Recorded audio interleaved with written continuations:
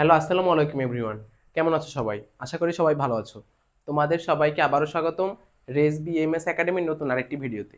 আজকের ভিডিওতে আমরা অনুশীলনী 9.1 এর ৮ নাম্বার অঙ্ক সমাধান করব। দেখো, ৮ এর দুইটা অঙ্ক আছে, একটা হচ্ছে ক, একটা হচ্ছে খ। ক নাম্বার অঙ্কটাকে তোমরা অপেক্ষাকৃত একটু কঠিন মনে করো। আজকের ক্লাসে আমরা এই ক নাম্বার অঙ্কটাকে খুব সহজভাবে সমাধান করব এবং আশা করি আজকের পর এই ধরনের অঙ্কে তোমাদের আর কোনো সমস্যা হবে না। তাহলে চলো আমরা সমাধানে চলে যাই। দেখো, 8 এর ক নাম্বার অঙ্কে বলছে হচ্ছে tan a divided by 1 minus cot a plus cot a divided by 1 minus tan a is equal to sec a cosec a plus 1। এটা আমাদের দেখাতে হবে। তাহলে আমরা বাম পক্ষ দিয়ে সমাধানে চলে যাই, লেফট সাইড। তাহলে লেফট সাইডে আমাদের কি দেওয়া আছে বলো তো? tan a divided by 1 minus cot a plus cot a divided by 1 minus tan a। আচ্ছা, এখন আমরা দুটো সূত্র শিখছিলাম। সূত্র কি? তোমার tan a is equal to হচ্ছে sin a by cos a, আর cot a সমান cos a by sin a। এখন আমরা ওই দুটো সূত্র বসাবো। দেখো, tan a মানে হচ্ছে sin a divided by cos a, আর cot a হচ্ছে cos a divided by sin a। আবার এই পাশে দেখো, আমরা cot এর পরিবর্তে লিখতে পারি হচ্ছে cos a divided by sin a, আর এখানে লিখতে পারি sin a divided by cos a। আমরা কি করছি জাস্ট বলো তো? sin থিটা সমান কি জানি? সরি, tan থিটা সমান কি জানি বলো তো? sin theta by cos theta. আর cot থিটা সমান কি জানি? cos theta by sin theta. এই দুইটা সূত্র আমরা ব্যবহার করছি।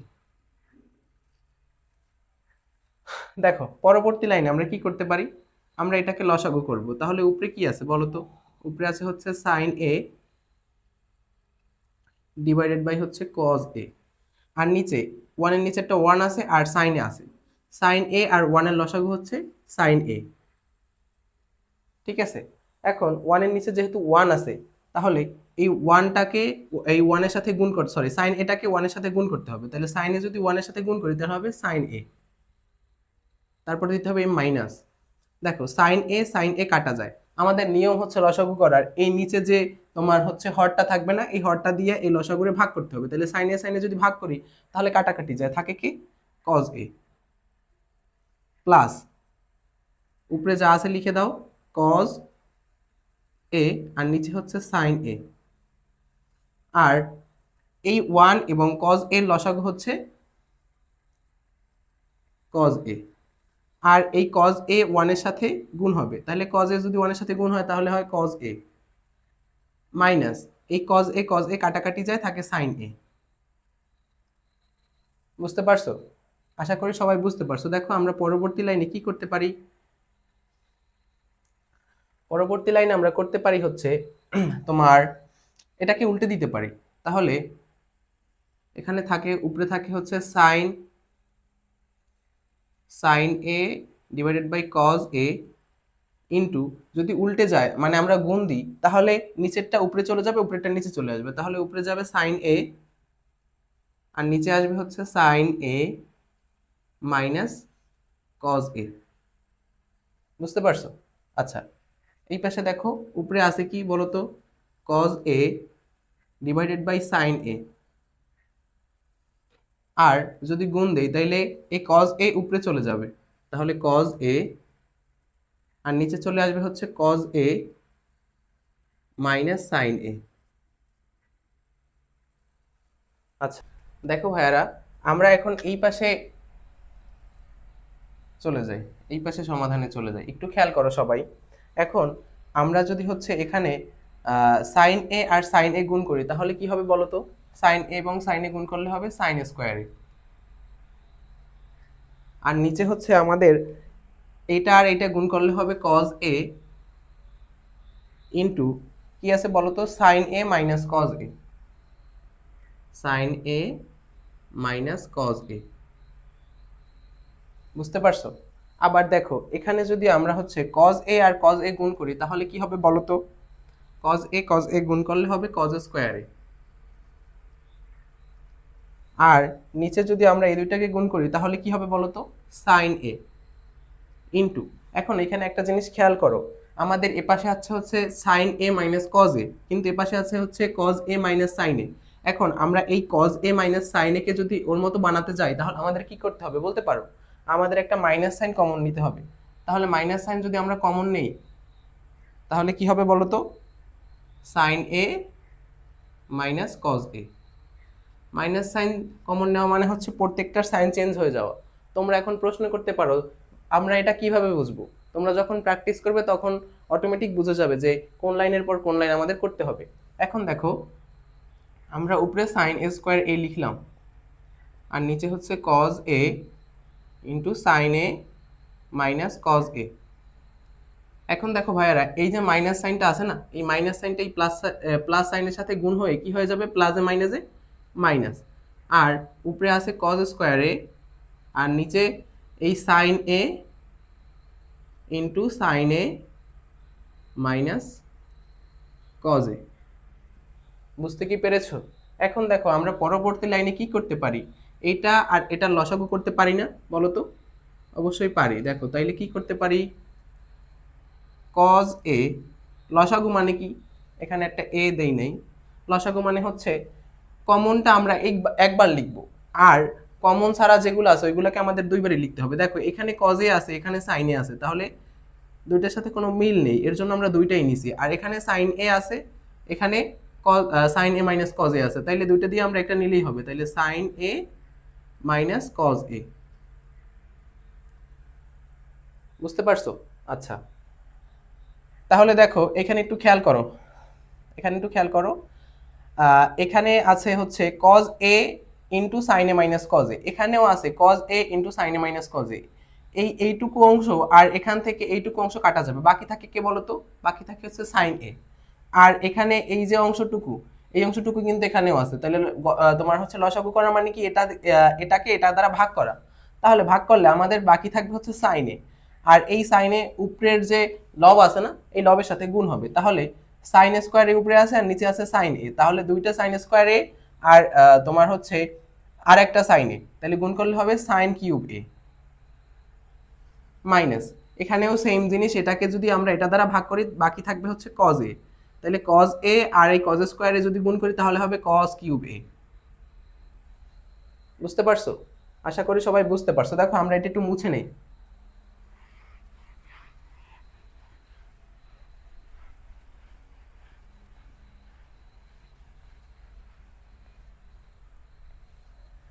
পরবর্তী লাইনে দেখো উপরে হচ্ছে এটাকে যদি ধরো এ, এটাকে যদি ধরো বি, তাহলে এ কিউব মাইনাস বি কিউব। এ কিউব মাইনাস বি কিউবের সূত্র আশা করি তোমরা সবাই জানো, এ কিউব মাইনাস বি কিউবের সূত্র হচ্ছে এ মাইনাস বি, তাহলে এ হচ্ছে সাইন এ মাইনাস বি হচ্ছে cos A, A minus B, আর হচ্ছে A square plus A B, তাহলে sin A cos A plus হচ্ছে তোমার বি স্কোয়ার, তাহলে কজ স্কোয়ারে। আর নিচে যা আছে আমরা লিখে দেই, দেখো কজ এ সাইন এ আর হচ্ছে sign A minus cos A. বুঝতে পারছো ভাইয়ারা? আচ্ছা দেখো আমরা এখানে এটাকে যদি এটাকে এ ধরলে আর এটাকে বি ধরলে এটা হয় এ কিউব এটা হয় বি কিউব, তাহলে এ কিউব মাইনাস বি কিউবের সূত্র কি? এ minus B whole into A square plus A B plus B square. আচ্ছা এখন আমরা পরবর্তী লাইনে কি করতে পারি বলো তো? দেখো এই সাইন এ মাইনাস কজে এই সাইন এ মাইনাস কজে কাটাকাটি যায়, আর এখানে এই sin square A plus cos square A equal to one, আমরা জানি না sin square A plus cos square is equal to one, তাহলে ওয়ান লিখলাম, বাকি থাকে কে বলো তো? Sign A into cos A, আর নিচে থাকে হচ্ছে cos A into sign A, তাই না? তাই না বলো তো? এখন আমরা দেখো এই পাশে একটু লিখি মুছে,